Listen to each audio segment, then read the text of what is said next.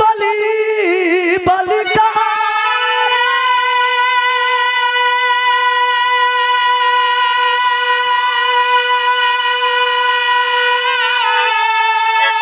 जैसे जाले दुनिया हारी महिमा न्यारी जे कर लीला पूरी मय पारी।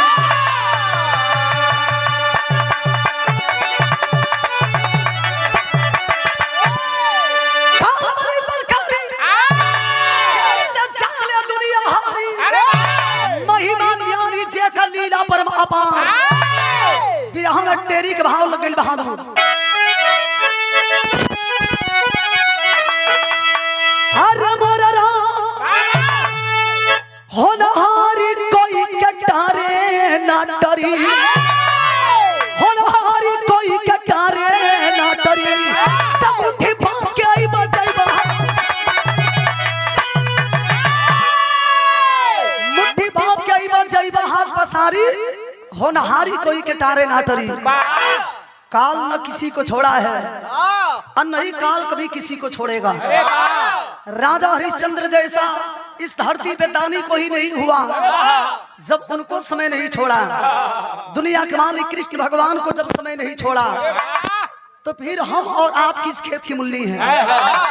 एक बार रात का समय था, राजा भरथरी हरि के भाई नाम राजा विक्रमादित्य, अपने शासन काल में राजा विक्रमादित्य प्रजा के इतना खुशहाल में दिन बितावत लोग कि शासन काल में सारा लोग खुशी खुशी दिन बितावत।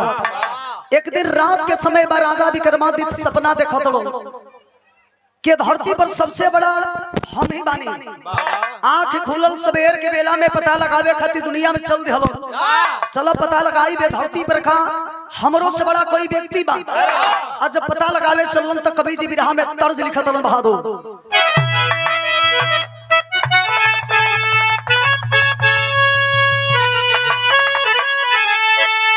हमारे जन्म के पहले के तर्ज। कभी कभी पुरानो चीज बड़ा मजा देला, जैसे में हो प्रतोक दिहल जाला, पुरान चाउर होखे, पुरान गुड़ होखे, पुरान सिरिका होखे, पुरान मेहरारू होखे। कहियो उखाड़ देमन पपुरा हम तोहरा के ना कहते हो तब के करा कहत तोहरे बतिया के प्रतोक देली है। हेने ना देखा सकल उन्हें मेहरारू लौकते अमर कहवा से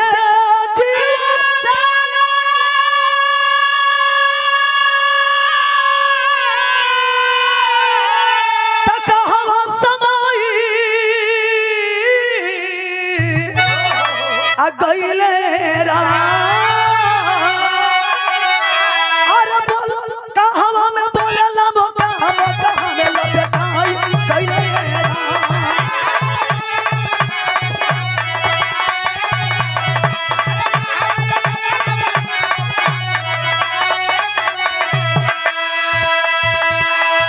शरीर बड़ा बेचैन बा। रात के समय में सवेर भइल पता लगावे खातिर जब चल राजमहल छोड़ के तो राजा विक्रमादित्य देखलन का राजा विक्रमादित्य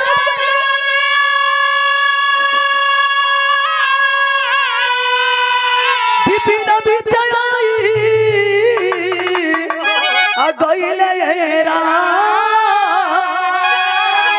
अरे बहुत है पूर्वी बयार दहिया जुआई गईले।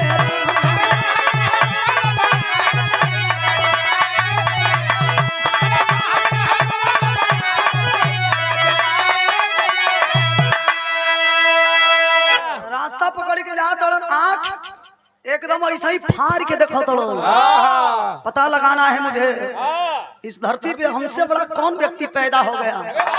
जब कुछ आगे गइलन तो देखलन का अरे कुछ जोरा भालू का खाने लज्जमिनी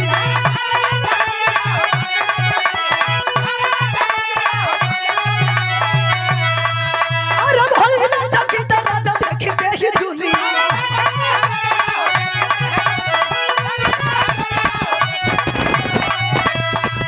अरे संग में बोला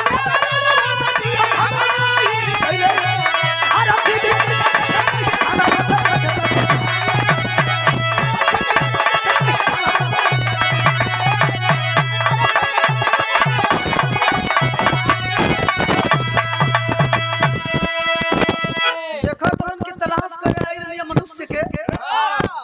आदमी के पता लगावे खाते आई रही हो, लेकिन जौना रास्ता के पकड़ी के जाता नहीं और रास्ता पर एगो जंगल बा, वही जंगलवा में एगो बीचों बीच में लड़की खड़ी है। अरे क्षमा करेंगे, एगो भालू खड़ा बा।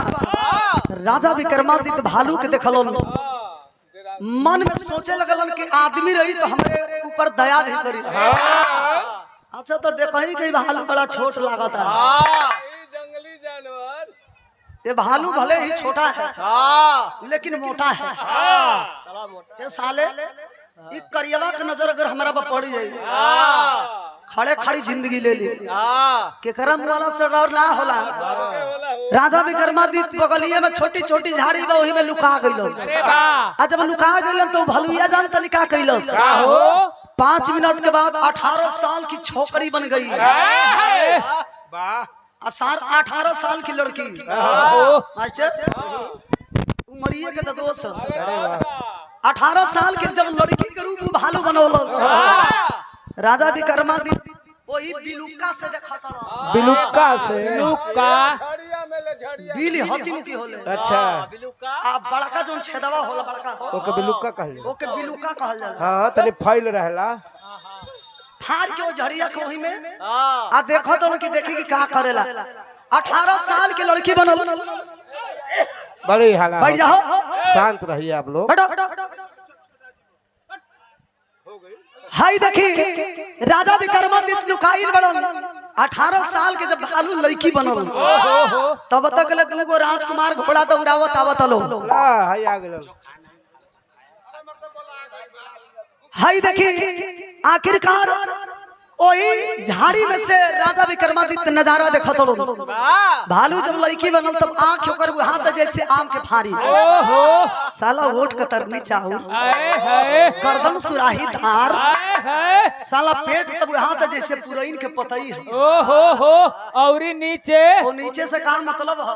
हमार कहे के मतलब कि ओकर जंघावा के दली के खाम्हा लागत रहो। हाँ एकर बाबू फिटर रहन मर गेल वही जगह पहियो कारत बा।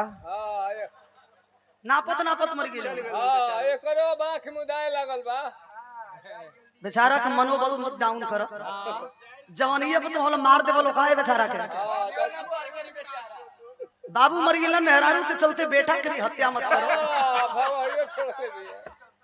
राजा विक्रमादित्य देखो तड़न दूगो राजकुमार आई लोग घोड़ा के रोक दिहल लोग। अरे रुको यार, जिंदगी में हमने पहली बार ऐसा लड़की देखा है। क्या गजब है। भगवान बनाते हैं तो फुर्सत से बनाते हैं। क्या माल है। तोरे गाँव में लोग लड़की के माल कहे लो। ये अपना बहन के माल कहत रहा। सही बात। अच्छा तोरे गाँव में लड़की के लोग माल कहे लो, तो लड़का के लोग का कहे लो? लौंडा।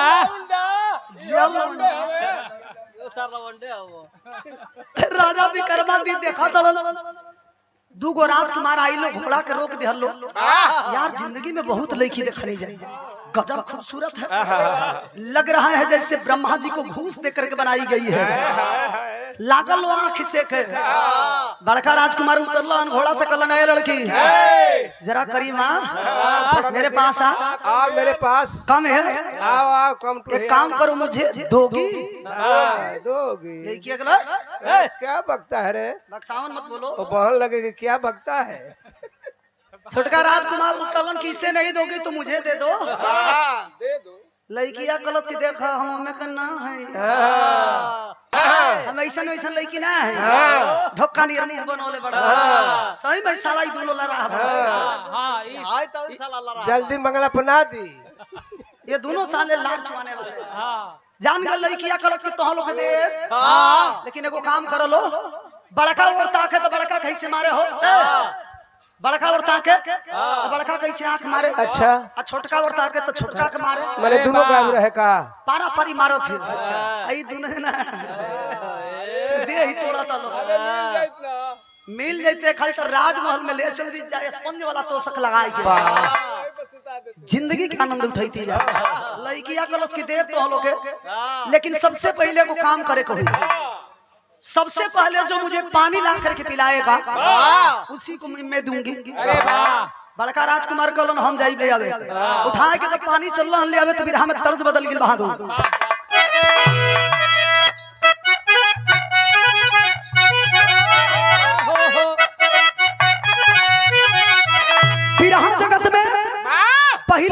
गीत के गौनी वाह आई आप लोग महुआ चैनल के माध्यम से जब हमारे आवाज में सुन लो लाइक कैलो तबे से जहाँ भी प्रोग्राम होला आप लोग जरूर डिमांड करिए दिलो ऐनी हो मलिकार महोदय वीडियो दिखा के लगल हन पहले ही दिखा दे की होखे के चाहिए तही देखी हुए तर्ज लग गई पहले के जमाना में जब हमनी के बिरादर के बारात चले अरे वाह कौने बिरादर के हो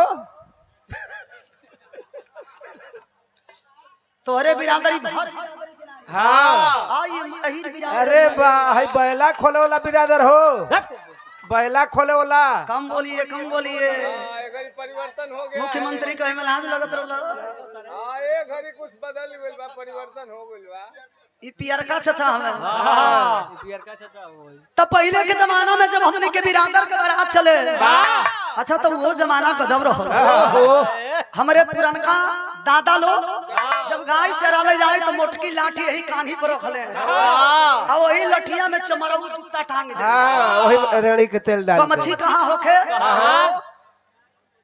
ऐसे लोग ऐसे अरे लोग ले ले ऐसे हो अरे जियो पहलवान अरे पहलवान कुत्ता धोती खोल के यही में लोग टांग ले मोटरिया में बांध के धोतियो खोल लो अच्छा तो अगर जूता पहनबो करे तो मैं रेड़ी के तेल डाल ले गर्मी में चलावला पर चभ चभ करे अच्छा तो जब हमने के बिरादर के बारात चले तो उस समय मर्जाद बारात होके पार्टी कमजोरे भी है लेकिन दू गो लौंडा बुलौले भी कैसन कैसन लौंडा तो तुम लोग के हिसाब से सही है हम नहीं ठीक हो लौंडा ठीक हो कोई कमी नहीं है कमी नहीं है देखवैया देखो तो कहता यार एगो तनी छोटा बार के ठीक है बड़ा कमाल करला छोटका जितना बा बढ़िया बा एगो छोट बा एगो बड़ बा छोटका तनी पेनी के चाकर बुझाता पेनी के चाक ई का होला हो देखा जाना दौरी के छान दौरी के अच्छा हाँ हाँ आंगनबाड़ी के केंद्र देखे हाँ देखे हैं नहीं देखे थोड़ा फैल रहता है मेन सेंटर वही है दूगो लौंडा आइल मानो से पहिल का तनी छरहर हर अच्छा तो लड़की दुपट्टा ऐसे लगावे कैसे हो अरे हाय आ दू सारखा जोन बा कहत कि तनी कम बैठ रे हमरो के अच्छा तो ऊ दुपट्टा कैसे लगावा था कैसे धोती कुर्ता वाला ऐसे ऐसे लगावा था वाह ऐसे लगाए के दोनों हाथ में झाम ले हलो आ जब छरक के नाचे छरक के गावे तो का गावे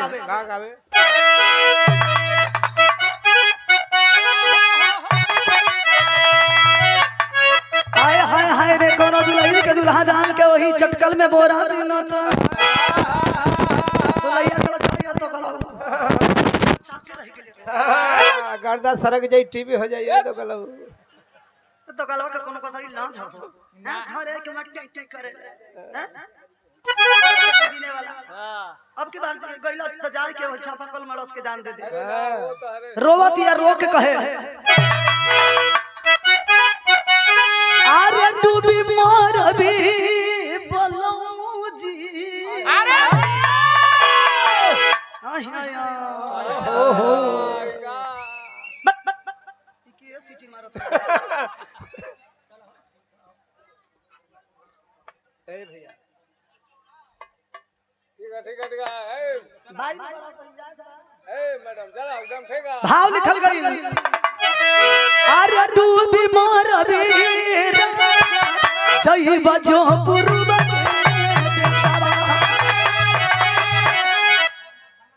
पहला नंबर तो झाम लेके चले जे खाना ना खा जाए भैया दरवाजा पर जाके आप लोग खाना खाला ना तब होटल बंद आज जब झाम लेके चले तो कैसे छरक के चले हजारों हजार रुपया दे के भाव पर स्वागत करी गई देने वाला भैया के बहुत बहुत प्रणाम आइए अरे डूबी मार भी राजा डूबी मार भी राजा जय बजो लवंडा है तरह एंटीना ने टंगले रहे पार्टी थोड़ा कमजोर है माल कम मिल रहा है मिलेगा ऐसे थोड़ा हिलाएगा कोई मिलेगा यार मिलेगा नहीं देगा तो नहीं हिलेगा मिलेगा तो कहा गई बहादुर यादव जी ट्रैक्टर वाले क्या बात है सादर 100 रुपया दे के स्वागत कैनी है। आई कैसे हिलावा था डूबी मारबे राजा जय बजो पुरबा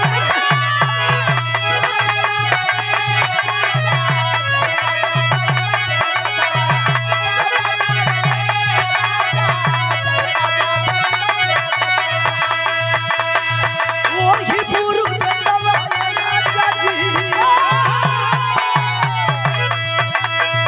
वही पुरब सवाय राजा जी बाटे बंगली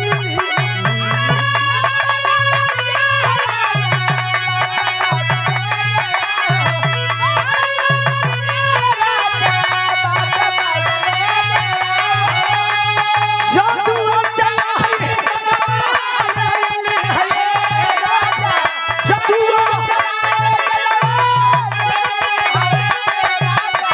जय बजो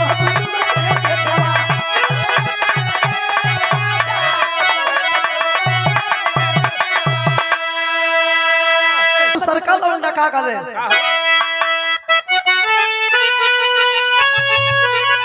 अरे छपरा सहारी कर बिकल हो चरखवा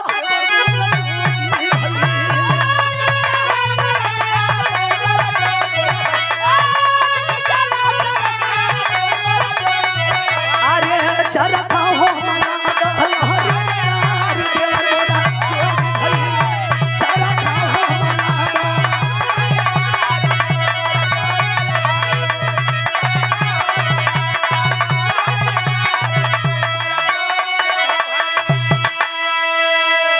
हमार मात्र 2 से 3 मिनट रह गई बा। राजा विक्रमादित्य ही में से देखो तड़न दोनों राजकुमार आपस में हम जाई तो हम जाई। बड़का राजकुमार पानी ले आवे गइलन लड़की मौका के पा गई कलस क्या हो राजा प्यार करो जिंदगी का आनंद उठाओ। छोटका राजकुमार झटका सुनो भाई की अमानत हो हम बुरी नजर नहीं डालेंगे। कलश कहे देखा जो गलबा के हो ए मुआना के कहतनी क्या जिंदगी के आनंद लूटी जा तो बड़का साधु बना था तेरी आज चरित्र दैबो न जाने हाय फारी फुरली हलोस अचिला दिया की दौरी हलो लोगे अरे हाय मुआना हमारी इज्जत लूट ली हलोस। बड़का राजकुमार इलन खा भाई कलश कहे तोर भाई हो हाय मुआना तोर भाई हमारी इज्जत लूट ली हलोस। बड़का राजकुमार न उड़लन न बुड़लन उठा लेन हाथ में तलवार भाई के ऊपर चलला हन मारे खातिर तो भाव लिखल गई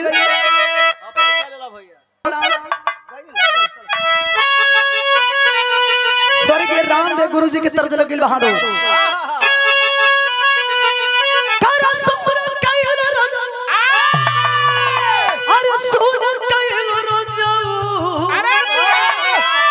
कचौड़ी गली सुनी कहला राजा मिर्जापुर के कहला गुलजार हो कचौड़ी गली सुन कहला राजा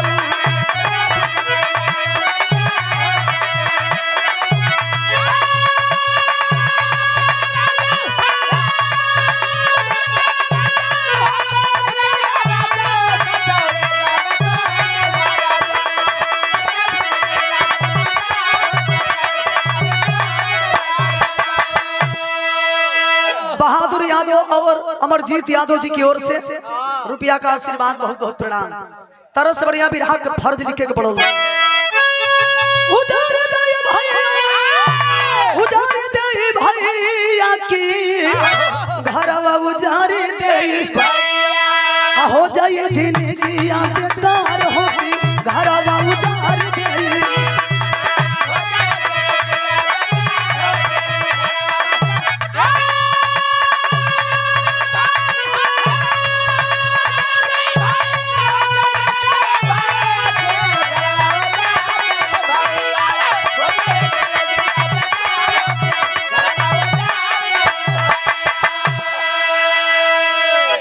छोट में कहेला आदमी के अंतर ना होला लेकिन बड़का राजकुमार के छोटका समझावता भैया हो जवना लड़की पर दीवाना हो के छोटका भाई के मारे चलत ओ भाई के जवन भाई के बचपन से दुलार प्यार दे के जवान कैलो ई लड़की तोहरे लायक ना हमरे लायक बिया एके छोड़ा चलल जा राजमहल में लेकिन बड़का राजकुमार मल्लन ना उठाई के तलवार जब छोटका भाई पर चललो हो छोटो को चलावे लगल बड़का पर नतीजा कहाँ निकलल कि दोनों भाइयन के गर्दन कट गई वही लड़की के चक्कर में लड़किया देखलस कि दोनों मर गइल सब तो लड़की के रूप छोड़ के जाना तनी का बन गई नागिन बन गई आ जब नागिन बन गई तो कवि जी लिखा तनी कि एगो नदी बा वही नदिया में नाई आवता नैया पर बहुत लोग सवार बड़न नागिन चलहाक दिया जाए के नाई पे बैठ गई बिरहा हमारा ये गौला के मेन कारण जाना तनी कारल हो ये धरती पर केकरा मुआला से डर ना होला केकरा मौत से डर ना होला ये बाबू नैया पर जब नगिनिया बैठल ओ किनारा के लोग जब दूसरका किनारा भइल हो तो कवि जी बिरहा के तर्ज लिखतनी रोवे नहीं हरवा के लोग सखिया विधवा करवल पिया बदरी नागिना बनली देहि बारी मोहनी डुबकी लगावे लागल पनिया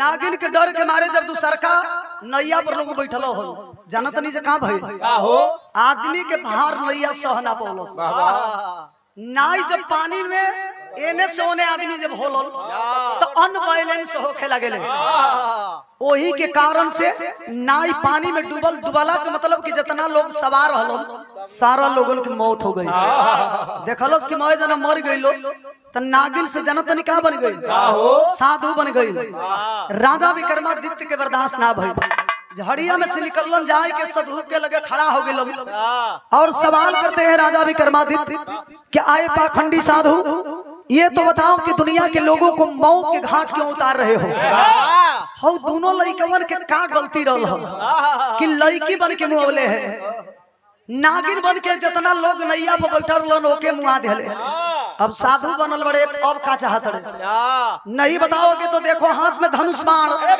इसी बाण से मारूंगा कि शरीर पूरा छेदे छेद हो जाएगा कलस की छेद दो चाहे मुआई दो तू काम वही ये दुनिया के लोग हमके चाह के मुआवे ना पवलन तो तू कौन खेत के मुरई बड़ा जानल चाहत लो तो सुना हमर नाव कहा बिरहा के आखिरी भाव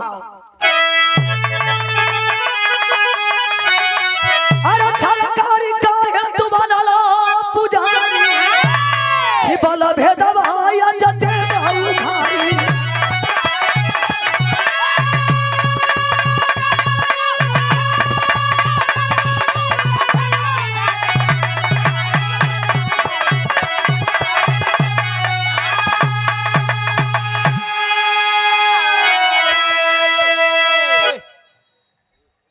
हमारा के तो डिस्टर्ब करते बड़ा जा उनके के